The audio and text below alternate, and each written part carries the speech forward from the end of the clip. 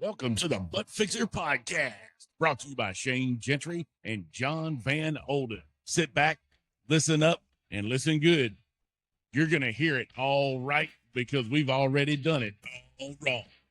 You're going to hear origin stories from successful people from all walks of life on how they fixed their butts. Do you ever wish your life was better, but do you wish you could make more money? But how about that second language you wanted to learn? But how about that instrument you wanted to learn how to play?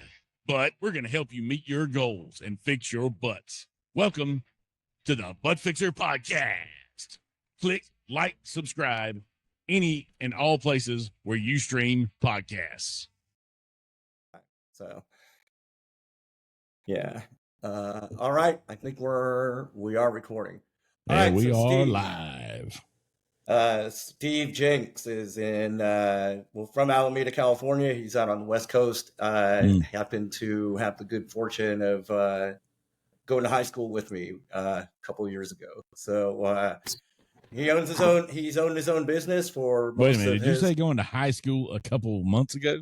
Yeah, a couple of years ago. A couple years ago, man. Yeah, to high school. A few years back, yeah. Yeah. Give or take. Yeah, we'll go with the give or take. But yeah, he's had his own business for I'd say most of his adult life, and also the proud owner of a recent hole-in-one a couple of days ago on the golf course, which is pretty awesome. Yeah, so got away with under $200, I think, at the 19th hole, which is pretty fucking lucky. So yeah, but. Yeah, so Steve, I mean, let's see. We go back actually a long time. So, but back to high school, we were both. Steve's a hockey player. We got into mostly. We started with sports and stuff, right? And got into roller skating. We were like crazy about roller skating, roller hockey, all that stuff. And then, yeah, Steve was living with his dad and his brother in Alameda. His dad's was a hockey coach and referee and player. So yeah, I mean, Steve, take it, man. Like, what? Where do you want to? And so Steve now owns his own and has owned his own rain gutter business. So he fabricates and installs really high end handmade gutters on all the Victorian houses and things like that in Alameda. It's the best way to describe it. Sheet metal man, he calls himself sometimes. Yeah. and he picked that business up from his dad. And I don't know, Steve, we can take it from there. I mean, start with kind of how you got into getting that business going and taking it over. And I know there was back and forth, and I can jump in with a few stories from there. Yeah. So why don't I go back and it may be a little involved, but so my dad, he emigrated from Canada out here, and his dad was a sheet metal man, and he moved to Southern California. It's where he met my mom, and he was a layout guy for a big company. Say they would put up a new office building. He would go in, take the blueprints, and lay out all of the duct work for your air conditioning and heating. He was obviously super, super skilled, super knowledgeable about all that stuff. So as time went on, he was kind of a person that he was always, like the Eddie Murphy thing. He was always moving. He was always thinking about something. And this was the early 70s, and there was a lot going on in Southern California. So he got out of that business for a while, did a bunch of other stuff, started a computer dating service before computers were even a thing. He ran a high-end nightclub in Newport Beach in the late 70s. You can imagine that type of scene. Lived right on the beach there at Newport. Anyway, late 70s or mid 70s, he got sick of doing that, and decided to sell everything and buy a bicycle, and he was going to ride up to Canada. So he takes off in Southern California. Yeah. I can't imagine waking up one morning and going, Yeah. I got nothing else to do. That's I'm definitely going to ride him, my man. bike to Canada. Yeah. My dad was a character. That's a So trip. he I like this gets dude up already. to, pardon me? I said, I like this guy already. Oh, Your yeah. dad. Yeah. Likeable guy. So he starts on his trip. Now, Alameda is about 400 miles from Southern California. And he gets up to Alameda. Winter's setting in. So he decides to hang out there for the winter and never left. He fell in love with the town. He did notice that there's just a ton of Victorian houses there that had all wooden gutters on them. And they had been up there for, at that point, 90 years. And they were all getting ready they needed to be replaced. And so my dad had an idea, and he started a company and started replacing them and using only galvanized and copper work, no aluminum or plastic or anything like that. Really high end stuff. And one time somebody called him up. It was just, Howard Jenks gutters. And then somebody called up and said, "Hey, are you the gutter man?" And he goes, "Well, yes, I am the gutter man." And so he changed his company name and he was the gutter man for the next 25 years or something like that. Anyway, my mom and dad separated, blah, blah, blah. It's in this early 70s. Everybody was doing it. It was all the rage. So when I was about 13, I asked my mom and my dad, they stayed in touch. That was pretty cool. If I could move up and live with my dad. And so they said, okay. And so me and my brother moved up there. And in the summer times, I would help him out. And he was very meticulous. Everything had its place. And he was, not like your regular construction guy. Super smart. And so I would do that during the summers. And then, things go back and forth. I end up back in Southern California. And boy, I'm losing my train of thought here. I don't know, but let me go back to your dad. A couple of things I remember with you talked about the computer dating service. Remember, he had he programmed a computer to do horse handicapping, and it took off. And I think he did that for like 2 years. He a couple of years. I think he lived it. Didn't he move up to Reno or something? And was no, that was Southern California. That was Santa Anita. Oh, okay. And and he made his living betting on horses for about a year and a half. I remember talking to him. I mean, he told me it's like you can't, and I mean, it makes sense. You cannot. You have to do it exactly the way the computer says it. If you start to think, "Oh yeah, but I like the name of this horse, or I like that, or whatever," I mean, you're going to be, fucked with a capital F. Right. So I do remember that part with him.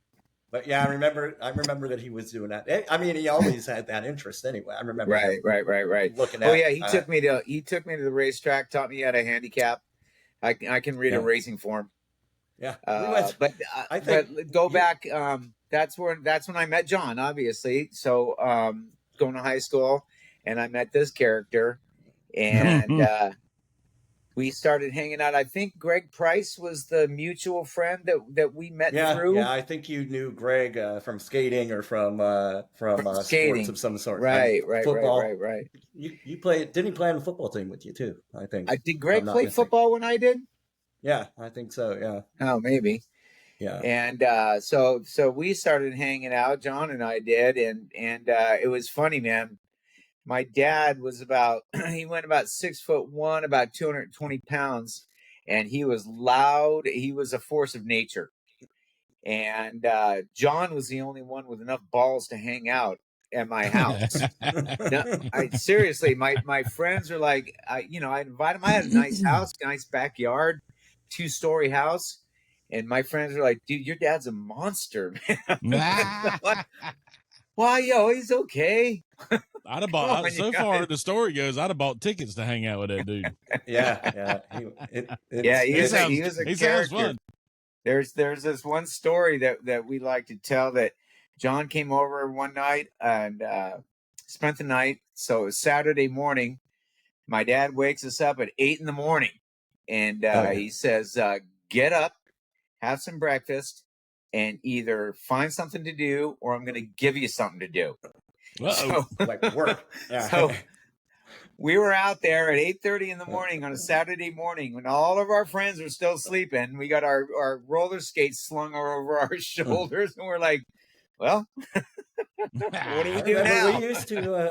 we used to put on all that old hockey gear and skate up the side of that billboard. Remember? I mean, they had built yeah, a and that was the other side of town. We put our yeah roller yeah skates on, and I mean that's why we got in so much trouble.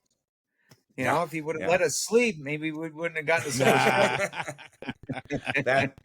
That's true. Yeah, he used to come in singing that. He'd sing that "Wakey, wakey, rise and shine. You got your sleep, I got mine." Yeah. Like at the top of his voice. Yeah, Come on, Steve, don't be dumb. Wake you up, or I'm going to kick you in the bum. Mine was always wakey, wakey, hands off, snaky.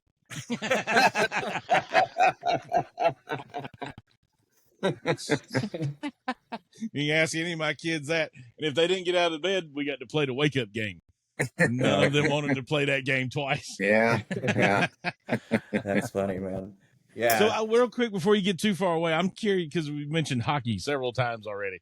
Like, and forgive me because I've never been to California, but like, is there just is there a love for it because of just the area? Is there like some kind of connection to hockey there, or is it just you happen to be hockey fans?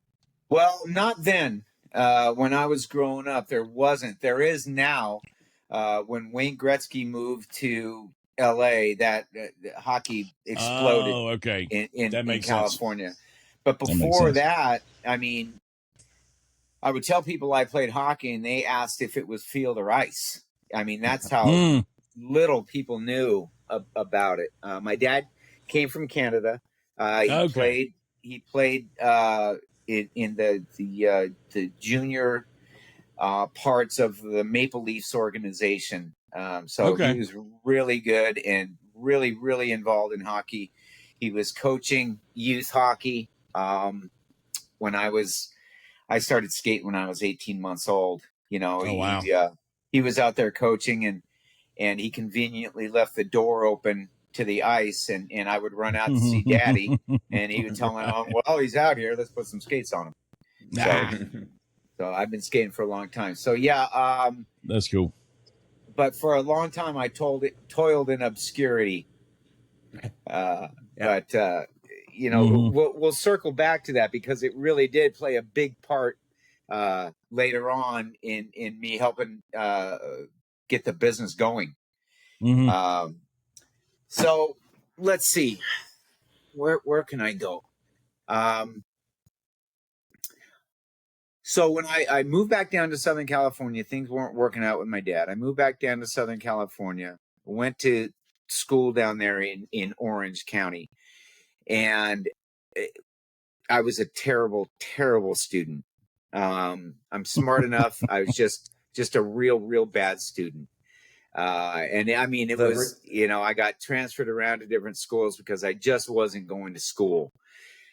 And when I turned 18, I was still in school and got up out of class one day and walked into the front office and dropped out. And my mom lost her mind and kicked me out of the house.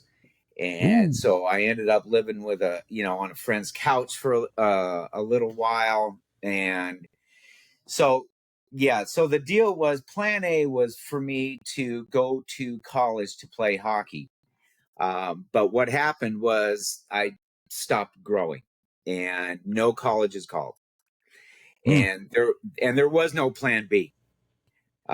So when that didn't work out, I kind of lost it. Not consciously, I'm going to do this, but it was like I got nothing else going on. Let's check out this weed thing. And started doing that a lot. Got a job and was living on, like I said, my friend's couch. That didn't work out. And for some reason, John was wondering if I would go ahead and go into this, but I decided to rob a liquor store. I used a knife and I robbed a liquor store. I got $75. And are you for real? Or are you fucking around? No, I'm serious, man. For real. I walked in and robbed a liquor store. I parked out in front in my truck with personalized license plates. So that's the master criminal that I was. It took the awesome dudes down there in Orange County about 30 seconds to figure out who did it. Went into jail. I confessed, and I ended up doing 6 months in county jail because I didn't use a gun or anything like that. But I mean, I got lucky. You know, I'm allowed to swear here, right? Oh, yeah, you can say whatever the fuck you want. So I mean, if I would have used a gun, I would have gone to state time, and that's fuck you in the ass time, right? I was, you know, I was 5'8", 135 pounds, blonde hair, blue eyes. I was going to get fucked. So I got lucky as hell.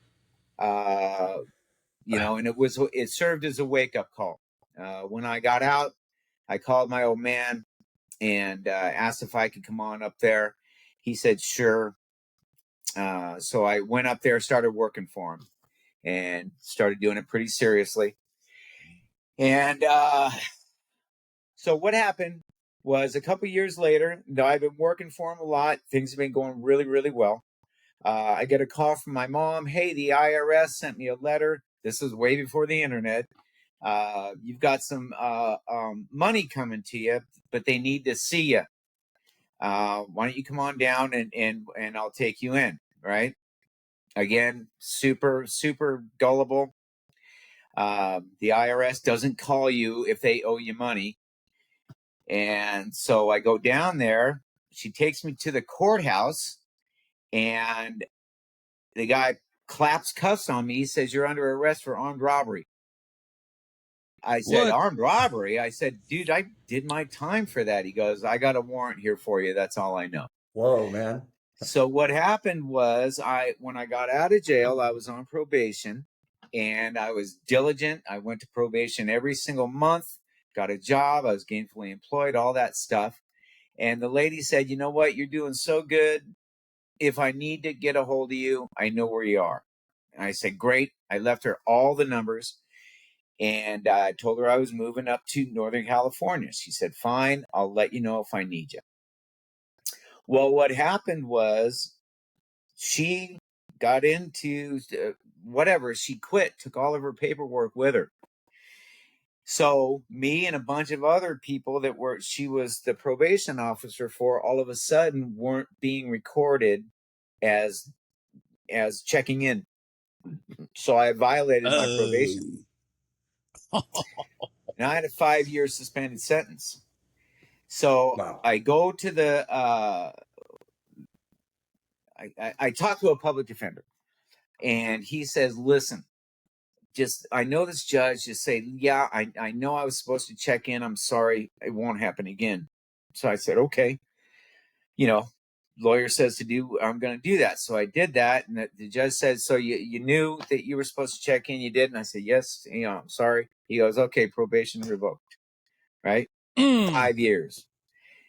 Whoa. So I turn around, and my mom was in court with me because she's the one he's the reason I was in the fucking mess to begin with. Right.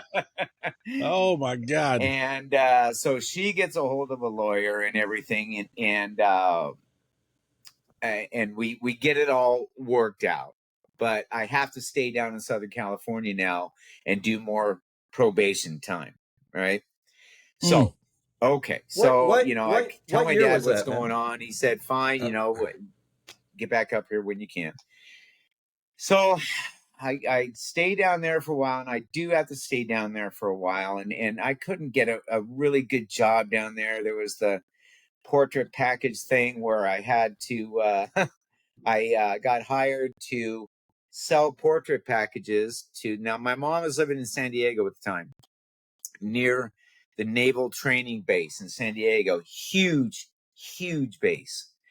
So there was this company that would get these guys in fresh out of graduation and sell them packages where, like, you could take your film and get free film, and all your pictures are get developed for a certain price and stuff like that.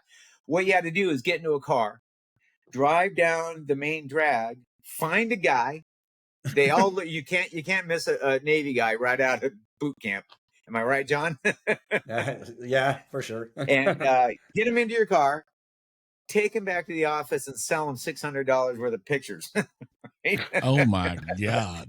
So that's where I got pretty good at talking to people. I realized I wasn't scared to look somebody in the eye.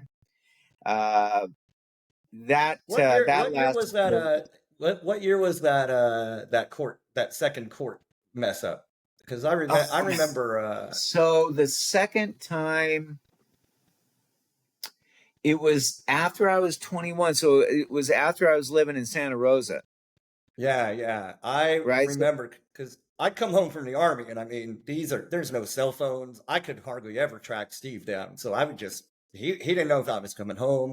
We don't write letters. And I'd show up at his dad's office. That's like last known address for him. So I'd show up at the office. I'm like, hey, where's Steve? And sometime he'd be like, oh, I'll track him down, or he'll do this. And this time he's like, he's in jail. I'm always in jail. He's in jail in Southern California. You won't be seeing him for a while. That was like what he told me. So Dude, I gotta tell you too, before we get too far off of that subject. Back in the early days, man, it was so tough. It was so tight and just struggling. I actually, like, I've even told my kids this. I actually at one time contemplated, like, maybe taking some old lady's purse for like 30 seconds and giving it back. Like, because I mean, if I was, my thoughts were like, man, they got fucking food. I get to eat 3 times a day. I got air conditioning. I got heat. I got, and I was like, well, maybe I should get locked up for a little bit and improve my lifestyle. Yeah. I never met anybody that actually did it. Yeah. Lucky you. Yeah, 3 hots in a cot, baby. Dude, that is a trip, man. It is so that oh my God. I continue. That I had to. I tell you what, when I was in there too, I mean, that sort of straightened me out for a little while, obviously. But I got to work for the California Department of Forestry, so I was out of the prison or the jail every day, working on forest, doing a fire break and everything, and I got into great shape. It was nice. It was the best job you could pull. So that was pretty cool. So let's see. So I'm back in jail, or I'm out of jail, but I have to be in Southern California. And I know I'm getting my timelines mixed up a little bit here, but I decided I was going to try to go back to school. My mom's like, you're so smart. Why can't you try this? So I tried that. I had odd jobs. It just wasn't working out. I ended up, I had a girlfriend. So the lowest point ever in my life was when I was down in San Diego, and I'd gotten into a fight with my girlfriend again, and it had gotten physical. She liked to beat up on me, and there was no way I was ever going to beat up on her. So I kind of took it, and I was working at a record store. I didn't have a car. We lived in a tenement in San Diego, and 9 o'clock at night, I'm out sitting out on the curb, again. And so I went to a payphone and I made 2 phone calls. One was to my dad. I said, hey, can I come on back up? Because he was pretty pissed that I was back in jail. And he said, yeah, come on back up. And then I called my cousin and I said, hey man, do you think you can come down and pick me up and get me to the train station? And he said, sure, he'd do that for me. So I went back in and braved the whirlwind that was my girlfriend that was still pissed off, and packed everything up into a a garbage bag, and went to the Shane's train got one of station. those stories. Yeah, went I to still live that story. Roy took me to the train station, and I moved on back up. And yeah, that was the lowest point. They're sitting down there on the curb, realizing, man, I got nothing going on. I mean, nothing. What am I going to do? You know, working at the record store, and that was a cool job, but I was 26 years old, man. You know, or 25 at that point. What am I going to do? What am I going to be? A manager at a fucking record store? You know, no offense to, you know, those who are, but that wasn't for me. There are no more record stores, man. Right? Yeah. Actually, imagine That's true. if I leaned into that. Yeah. You'd have been extinct. So got back up, and then that's when things really started getting, you know, I started work for my dad. I moved into San Jose Avenue. No, I lived on 9th there for a little while, and working for my dad. And then after a couple of years, things just started getting tense with my dad, as things will with my dad. He started talking to me about maybe I should put my you know, resume out to other places. Meanwhile, I'm running jobs for him, and he's paying me $10 an hour, right? And I'm running the job, and there's not a lot you can surprise me with at this point as far as the work goes. He had another guy that worked for him a long time ago. I believe John knew him. His name was Gordon. Big old Canadian dude, absolute genius. And he and my dad split ways. Pretty much, you're fired, no, because I quit type of deal. And he moved out about 15 miles away, started his own business, and was real successful. So one day I'm working for my dad, and he told me I was stupid. He said, you know what, you're a stupid motherfucker, or something like that, right? And so I took that shit, and I went home and I stewed over it. And the next morning I walked in, and I was on fire. And I said, you know what, yesterday you called me stupid. I don't want you ever to call me fucking stupid again. And so I confronted him, and my old man was all about confrontations. He was a big motherfucker, and he was a tough one. You never met anybody tougher than my old man.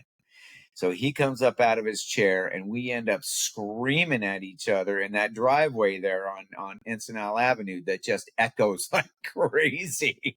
And he's out there yelling at me that I got no balls, right? And I screamed at the top of my lungs, I got no balls? You know what a scary motherfucker you are? Tell me I got any balls. Fuck you, I quit. And, you know, no, you can't quit because you're fired, right? And so I walk away, and I called Gordon, and Gordon, I asked him for a job. He said, come on over. He doubled my wages. So I worked for Gordon for quite a while until he retired. And by then, so the plan was I was going to take the business from my dad. But in the meantime, when I was working for Gordon, my dad sold the business to my brother, Larry. And that was a whole different thing there, man. Damn. Larry was not my dad. What Larry did was he took my dad's good name and he squeezed all the money out of it and ran the business right into the toilet. So I worked for Larry for a couple of years until that went down the tubes. That was 1993. And then again, Gordon had retired. Larry, the gutter man, was in the toilet. He was out of business. So I packed up my truck and moved to Beverly. I moved right back down to Southern California because by then I had a marketable skill. I could go and I could get a job. So I needed a break. I went back down to Southern California where most of my family was. got a job working for a gutter company down there. And that's the first time I realized how much I knew about this job, because those guys down there didn't know their ass from a hole in the ground. They were doing aluminum, and they didn't know how to do any type of soldering. I worked for them for about 6 months, and the owner tried to get me to teach everybody how to solder. And I told him I wasn't going to do that because that's my skill, right? You want to learn how to do that, then you go find somebody that's going to drag you around for 10 years and teach you how to do it, because I'm not going to do it. So that lasted about 6 months, and I hated Southern California. By then, Southern California was not for me.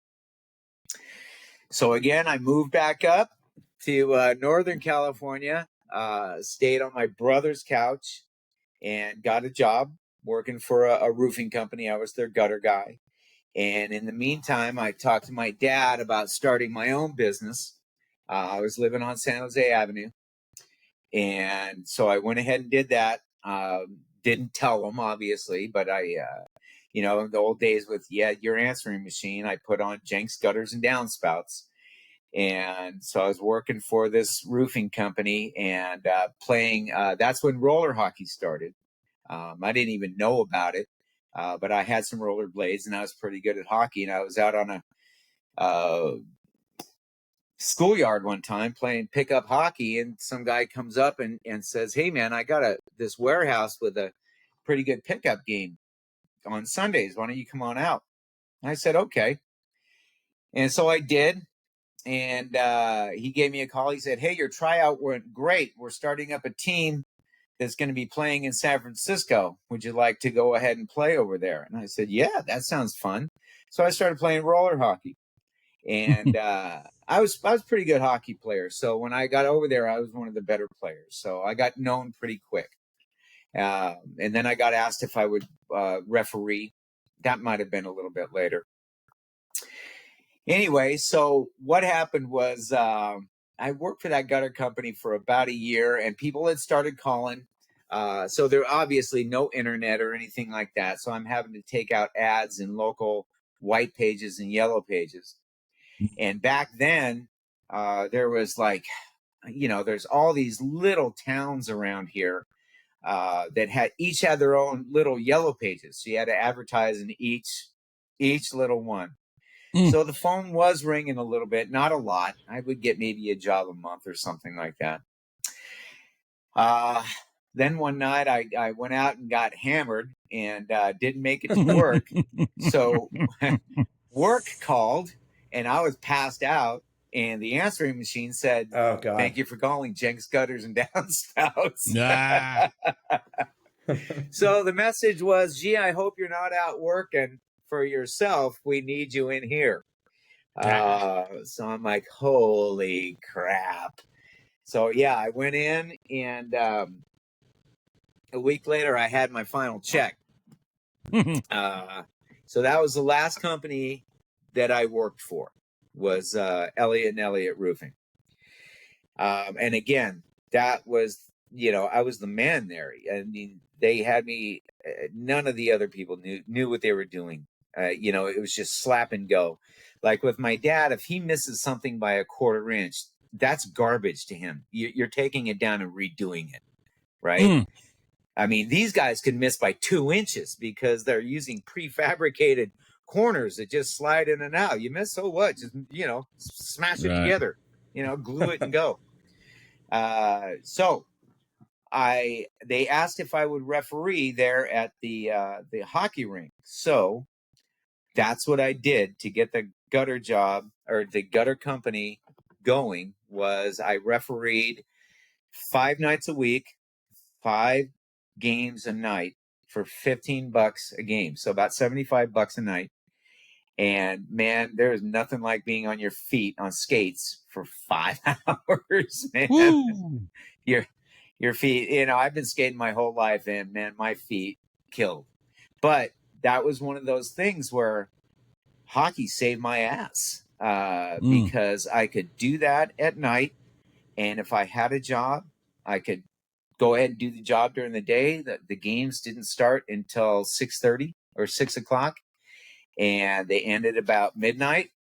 And if I had a job, I could go ahead and do it. So I refereed hockey. It was from 95 to about 99. So 4 years. I mean, it was all word of mouth. There was no, like I said, there was no internet, no Yelp or anything like that. So you had to do the work. And then what Gordon said was, you do a good job and you're going to get a referral in about 5 years from those people. Right. Because not everybody does their stuff, and they're remodeling it at the same time. Yeah. So, I was the refereeing was always there. And when I had work. And so slowly but surely it came along. And then I remember right around 1999, I said, okay, I don't need to referee anymore. And my first tax return for Jenks gutters was 1996. So it's been coming up on 30 years. 30 years. Mm-hmm. Yeah. 30 years. Wow. Well, Steve, over the years, I mean, when I got out of the Army, I bumped around a little bit, as you know, it's on the other podcast, but I mean, Steve has stepped up for me a few times. I mean, his story, you heard his story. I mean, mine intersects here and there. I found myself sitting on the occasional curb, or having a business that is not doing well at the moment. And I mean, I spent, I don't know, about a year and a half doing cleanouts for you, right? Yep. Cleaning out gutters, and that was great like crack. employee. Well, you always knew where John was. You always knew where he was, man. John would call you when he was going to the job. He'd call you when he get to the job. He'd call you when he left the job. He'd call you when he's on the way to the next job. I don't know about any of that stuff, but I can tell you right now, I got some bullshit gutters on this house now. I have a problem with it. I never once in my life thought about the gutters on my stupid house, but now you know what? I think they're pieces of shit. Yeah, hey man, I don't think about mine until it rains. I mean, that's just how it goes. That's crazy. I got some inferior gutters. It got really, really tight for me during the mortgage meltdown. Remember that 2008, 2009? Well, everybody lost their life savings, and because of the stock market went right through the basement there. And things have been going really, really well. By this time, I'm married. I have 2 kids. And my wife had a real good job, and we could have survived. But we would have been living paycheck to paycheck. And it got to, in 2009, it got to where I had like 2 weeks worth of work in front of me. And boy, that'll put the fear into you, man. It really, really will. I mean, there's working for yourself is awesome. You guys know, one of my, I can say no whenever I want. And that is just so awesome. But on the other hand, you got nobody to depend upon but you. Yeah. So it got really, really bad, and where I had about 2 weeks worth of work, and I was not one of those to where I was like, oh, I'm never going to work in an office. I mean, I would have done whatever the hell I had to do. My family depended. And so what I did was, I don't know if John remembers this, but I printed up a bunch of flyers for doing rain gutter cleanouts. And put them indoors everywhere, because and that really paid off, because doing a clean out, I didn't even realize this, but until it happened, there's zero overhead. All you need is gas in your truck and a ladder. That's it.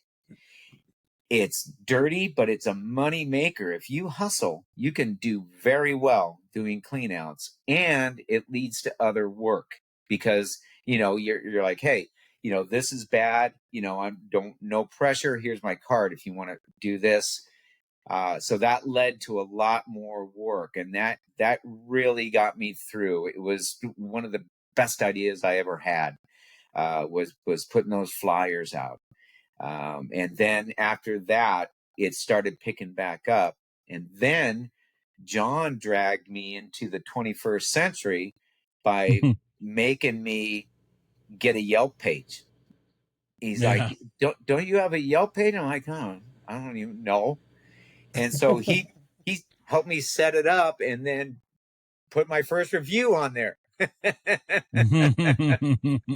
And then I started getting phone calls, and then the Yelp and the Google AdWords worked out so well. And this is all on John, man. This is all because of him. My advertising dollars went from about $12,000 a year to $600, simply because the Yelp page was free, and the Google AdWords is pay as you go. Excuse me. So it was roughly about $50 a month. People clicking on, a keyword, and that was it. And then now it's popping so hard that I'm booked out 6 months. I'm turning work away. Nice. I'm at the point. You're on the tail end now, right? Yeah, I'm at the point in my career where the word is out there. Everybody knows, and I'm on several message boards. Like each town will have their own message board, like the Berkeley Parents Network and stuff like that, and where people just post stuff. I'm all over those things, and people know that if I'm bragging here. If you want the best work, this is the person to call. And so I'm at a point where I can turn stuff away. I'm about a year away from retiring, and I'm really quite proud of what I've done. Yeah, that's why you're here. I mean, I'm proud of it too. So hard work. We had a talk. You were telling me stories about difficult customers and right. Oh, I'm sure you guys run into all that stuff too. There's two things that I really, really try to live by and would recommend to anybody else. I know that a lot of the people that you talk to are dog trainers, but I think it still holds the same. I have no interest. I never had any interest in having any employees or anything like that. I like working for myself. I don't have to check anybody's work. I know when I pull away from the house, it is done and it's done right. But the two tenets that I really live by, number one, do the best job that you can. Absolutely. No questions about it. In your own mind, you've done the best work that you can do. And pay your bills. Pay your bills before you pay yourself. Everybody else gets taken care of. Then you can pay yourself. That's it. And don't answer letters from the IRS that say come and see us. Right. The IRS ain't going to contact you to give you money. Hey, come on down here. We got some money for you. Yeah. Thanks, Mom.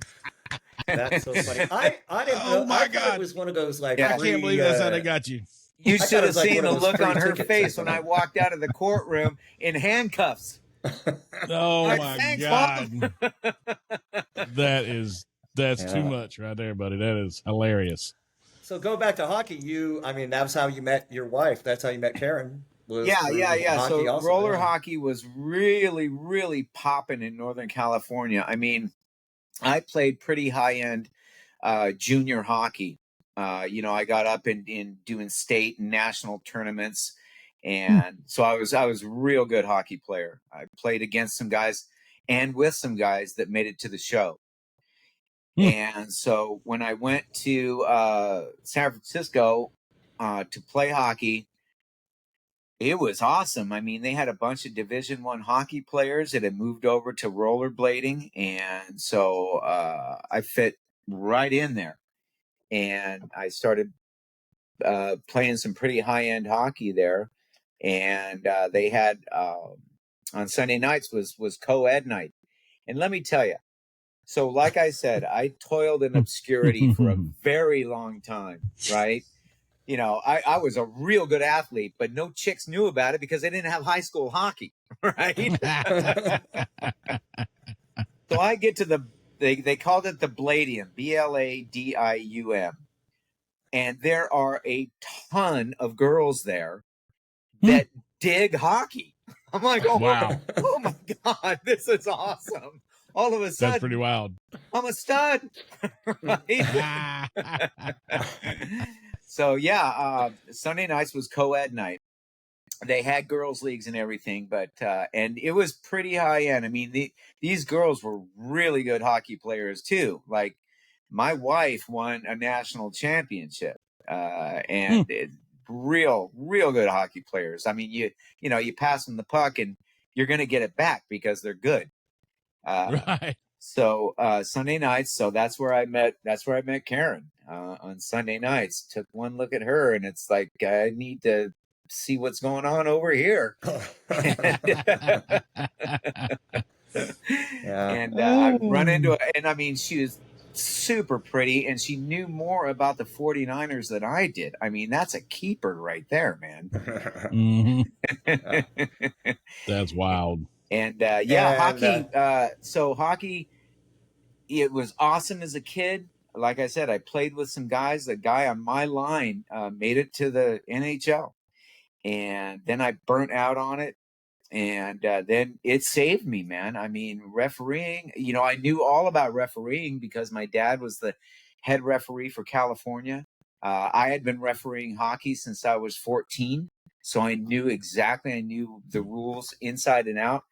You know, I was professional, and that hockey really saved me. I mean, I don't know what I would have done I would have had to go get another job at another roofing company or something like that while I was trying to get Jenks gutters going.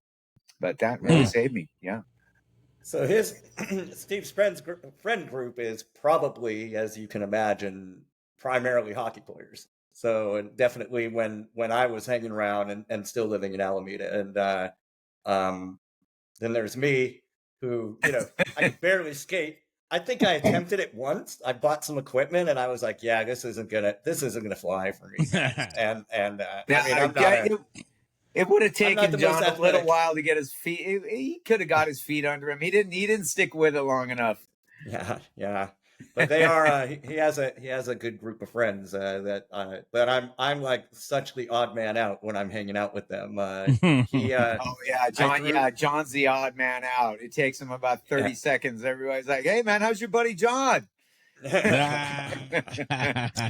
odd man. But I threw him. I threw his bachelor party for him, and that was all hockey players. And I mean those stories. I mean, just suffice to say that luckily.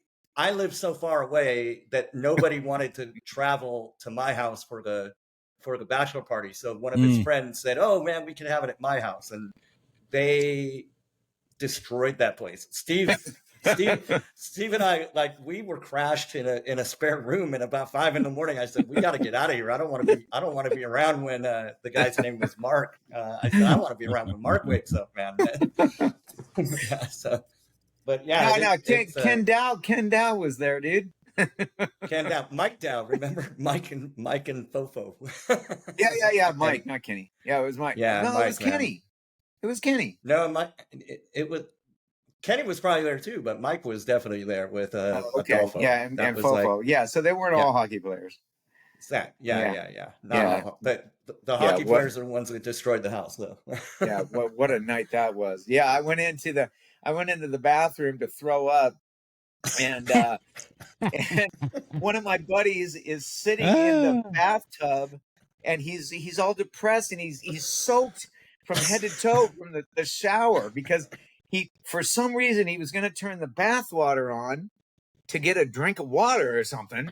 And he turned the shower on and is soaked in, and he didn't know what to do. So he was sitting in there just all moping, right? And I laughed hard. I forgot about throwing up. Yeah. You should put some gutters on his head.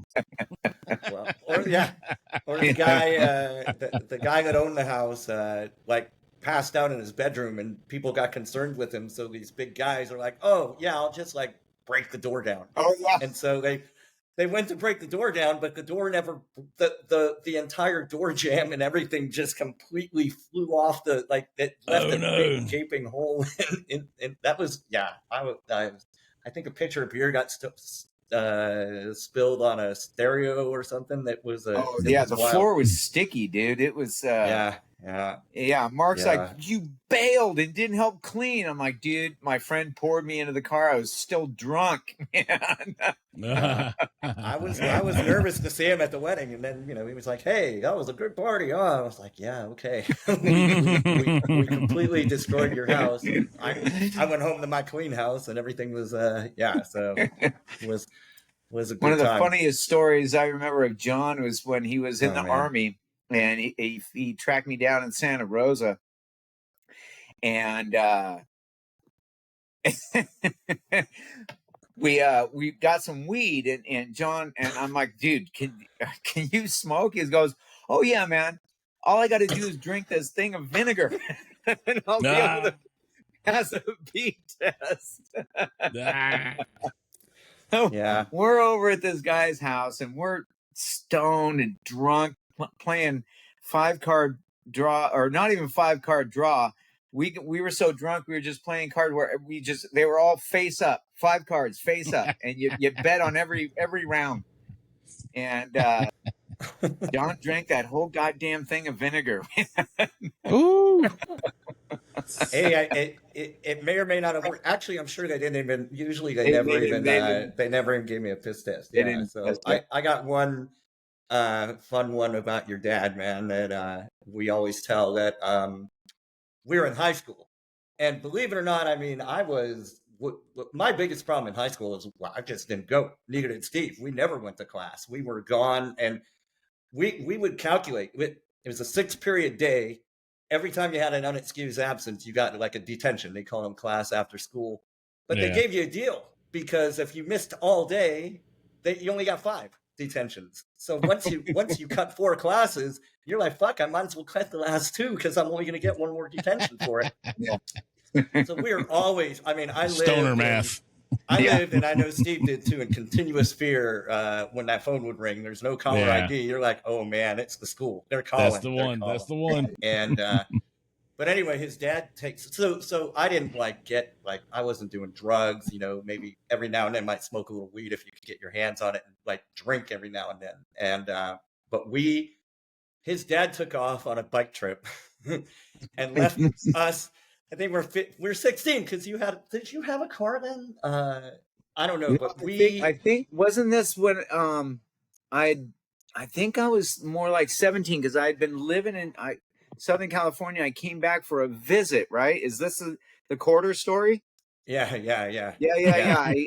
I came back for. You guys have names for your stories? Oh yeah. So we met categorized. We met a couple girls, and found there used to be a liquor store. Remember that liquor store? There used to be a liquor store. They would just sell to anybody, or they'd even deliver to your house. And some kid will go to the door and say, "Thank you very much," and that's it. This liquor store on East 14th in Oakland, you would go there on a Friday night, and there was a line out the door of underage kids.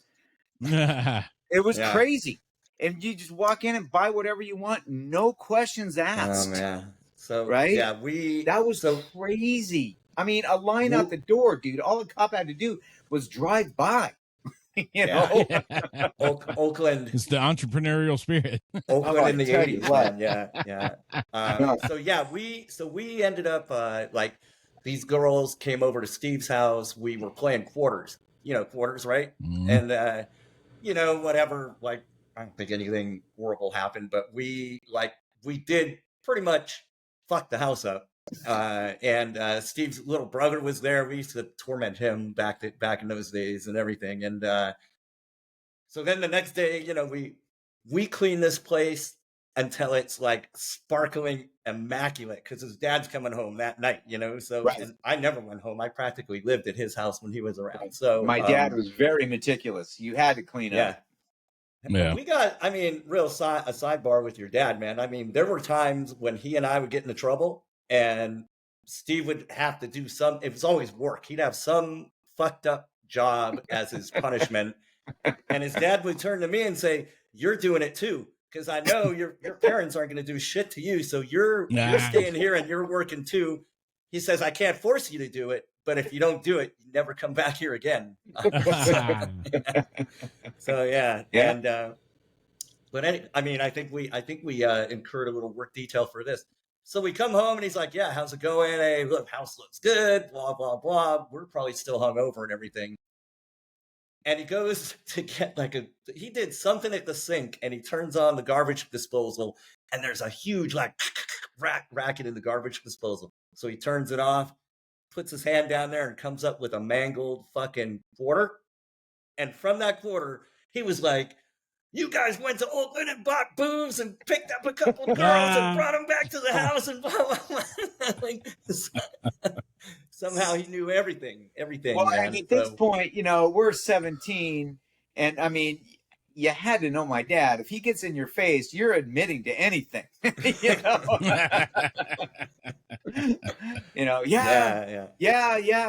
the house is clean. He couldn't be too mad because the house was clean. He was pissed off that he had people over, but he wasn't that pissed off. I mean, they were girls. It wasn't we had a bunch of dudes over and screwed up the house. But that was hilarious. He figured everything out by that one goddamn quarter. That's pretty awesome. So funny. Yeah. So that it is a good story. It always happens. I think you listened to my first one. You're like, "I didn't know that," or whatever. So there's a few things that I'm hearing almost for the first time, and some of the timeline I don't have right. But it is what would you say to somebody that is listening and saying, "Okay, we heard, man, do your best job," right? And that, but you must have had a lot of times when you were sitting there like, "I need to do something. I need to take control of my situation." And then what? And then, but I can't, but I don't, but I quit school, but whatever, Right. Well, something, you just got to put that aside. If you really want to do something, like me, I was lucky enough to where I could do the refereeing thing, but that wasn't the only job that I could have gotten that was working at night, where I could have done that. And then, as the business grew, and I know this is a construction thing, so this is a bit different than what you guys, but maybe not, say if you get a dog training call here or there, that's during the day. You can always do something. Or the other way around. I cleaned gutters for you for a while. I did that during the day, and then went out and cleaned up and trained dogs. So you can always do something. You just you gotta think about it. What can I do if this is your chosen, whatever you want to do. You want to make wuzzles, whatever you want to do. Give it your best shot, man, and don't let obstacles be an obstacle. It's a challenge. Like in 2009, man, it was rough. That's the year I started my business in 2009. Yeah. So you could both remember that. That was a brutal time. Yeah, he was. And 2 weeks worth of work for me, man. I'm a lot like John, where I everything's got to be right down the line for me, man. If I'm inside of a month of work, I'm losing my mind. And so you just got to hang in there, man. You do what you got to do. Like I said, if things didn't go good and somebody offered me an office job to make ends meet, I certainly would have taken it. But you got, you keep your eye on the prize. One of a thing that I really try and do, and I know, in for some reason contractors never seem to be on time. I make it a point to, if I say I'm going to start on June 24th, I'm there on June 24th, period. And I'm professional. In my truck, even when I'm doing, like, if I'm tearing off old gutters and putting everything in the back of my truck, right? Everything's going the same direction, right? Meticulous. Be meticulous. Sweat the details as far as your work goes, right? People notice that. You don't think they do, but they notice that. You know, they notice if your car's clean. They notice if everything's going the right way. They notice if your jeans are clean. You know, people notice stuff like that. So that's you know, and I get that from my dad. You know, don't be a slob. And that goes back to doing the best job that you can, as far as I'm concerned. You know, you take that little bit of extra time. But if things get rough, and things, you know, you may have to look at outside sources of income. Don't shy away from it, but keep your eye on the prize, definitely. And the worm will turn. If you stick to that thing that I said, man, do good work and pay your bills, and you do good work, then people will know, and the word will get out there. You know, I love that what you said about people watching you, and because they are. I want it immediately. What popped into my mind was just some random client, but they had a like crazy meticulous yard, and like where they were on a corner, but the front door was like right where you had to park on the street, but you had to walk a good little ways down the sidewalk to go up the driveway to get on the sidewalk to come to the front door. And when I got in the house, the guy said, "You already got the job." And I was like, "What are you talking about?" He's like, "You didn't walk on my grass." Like he said almost they were sitting in the window watching to see if I was going to cut across their yard the short way or if I was going to drag my ass up and down the sidewalk down the thing. And dude had a fucking check sitting there waiting on me just because I didn't step on his pretty ass grass. You know, nice. They are watching and they do care. You know, it's true. Yeah, they do. I get a lot of times in some of my Yelp reviews, Mr. Jenks showed up on time. You know, and because contractors are notorious for that. I'm very lucky because I do really high-end work. It's all, like I said, it's all galvanized and copper stuff. Everything's custom cut and soldered. No, I don't use sealant or anything like that. So I get the jobs where people are super meticulous. So I'm used to working around that type of deal, like your client there. I get the hard jobs because they see that kind of stuff. Yeah.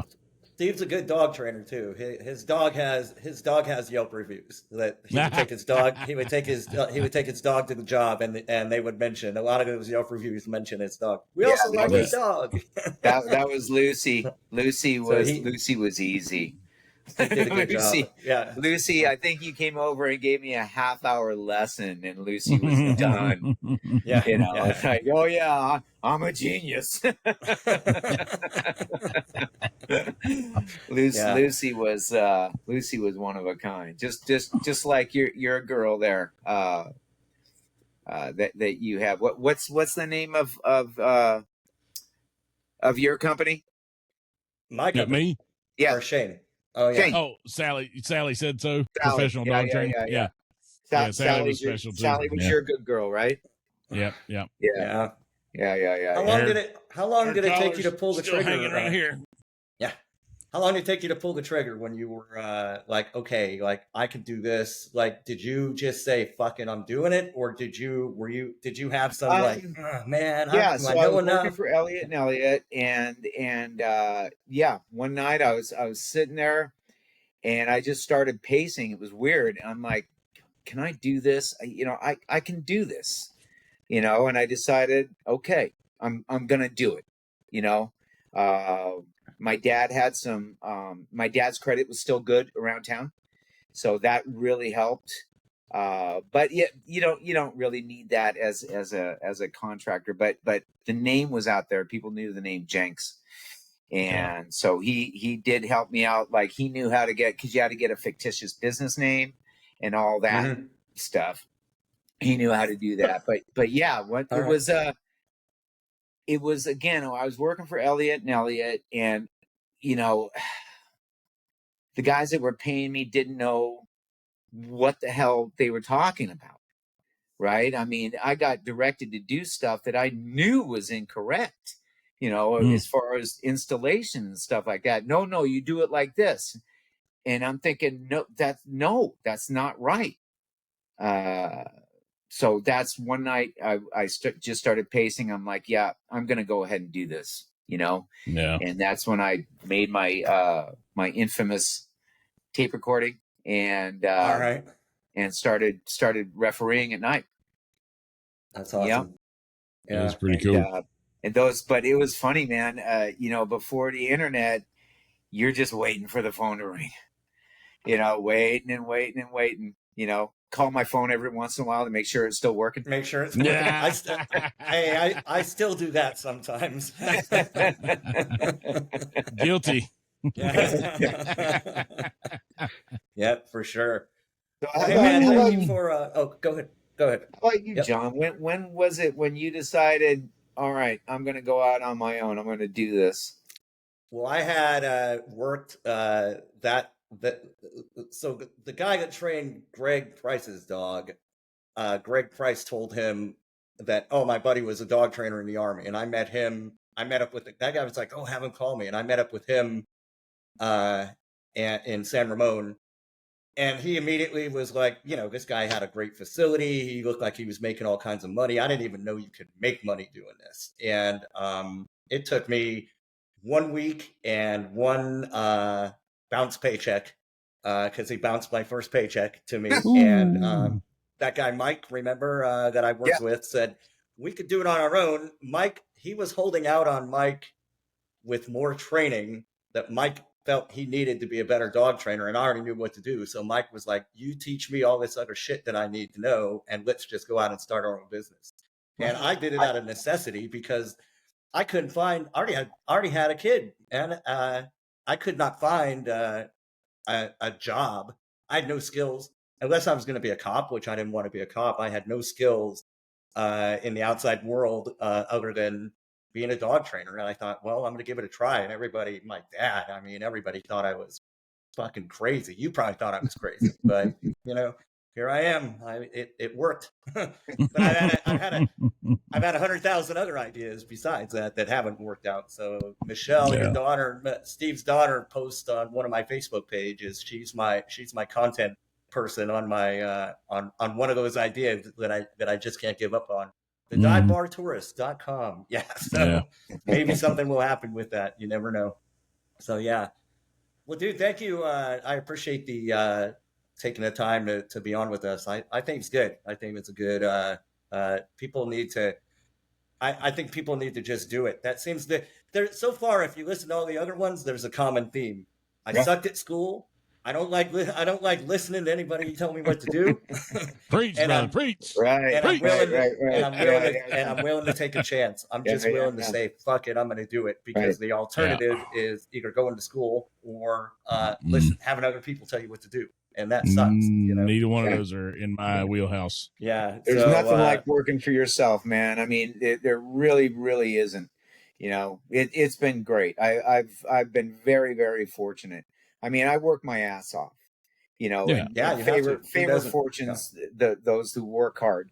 Right. And I've never shied away from work. And when I'm out there, I really, really try to do just the best job that I can, awesome. and I guard that name jealously. John was, hey man, you could sell your business, when you're done. And I'm like, nah, I'm doing all right, man. And I don't want anybody fucking up my name, Nah. Yeah. Real quick. So when I need to write out some instructions for people that come on here, but when I stop recording, which I'm going to do in a minute, keep this platform open until you see a message on your name over here that says upload complete or whatever, and so that we get it saved. And other than that, I'm going to stop right here, and we'll still hear each other. So thank you again for taking the time to do it. Thanks, guys. Really nice, awesome. really nice meeting you. Great story, man. Thank you for coming on. I hope to Appreciate meet you in Thanks. person one time. I'm Yeah. sure we will. You will. All right. You will. Take care, guys. All right. Hang on a sec here. Yeah. Thank you for listening to this edition of the Butt Fixer Podcast. Stay tuned for more guests, more stories, and more butt fixes. Make sure you click like, subscribe, and follow at all of the places where you stream podcasts.